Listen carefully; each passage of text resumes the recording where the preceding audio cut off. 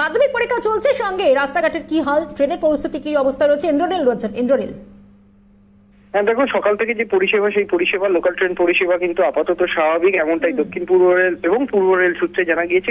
Kharagpur division এবং আসানসোল ডিভিশনে বেশ কিছু কাজের জন্য ট্রাফিক পাওয়ার ব্লক করা হচ্ছে এবং সেখানে দূরপাল্লার বেশ কিছু ট্রেন বাতিল, বেশ কিছু ট্রেনকে ঘুরপথে চালানো হচ্ছে এবং বেশ কিছু ট্রেনকে রেস্ট্রিক্টেড করে চালানো হচ্ছে। বেশ ইন্দ্রনীল, ধন্যবাদ জানাই তোমায়। সঙ্গে ছিল ইন্দ্রনীল ঘোষ। অভিজিৎ ঘোষ রয়েছেন আমাদের সঙ্গে, রাস্তাঘাটের আপডেট জানার চেষ্টা করবো। ক্যালকাটা নিউজে স্বাগত জানাই। নমস্কার, আপনাকে কেমন থাকবে দিনভর রাস্তাঘাটের হাল?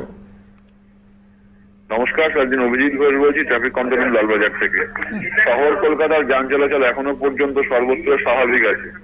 আজকে সারাদিনে উল্লেখ করার মতো একটা পজিশন বলতে হয়, যেটা 14-15 আওয়ার্স, মানে 2:15 নাগাদ বের হতে পারে 297 এপিসি রোড থেকে, যেটা যাবে রানী রাসমণি এভিনিউ পর্যন্ত, ভায়া APC road, Sealdah flyover, AJC Bose road, Moulali crossing, SN Banerjee road, ডোরিনা crossing, and finally hour এভিনিউতে পৌঁছাবে।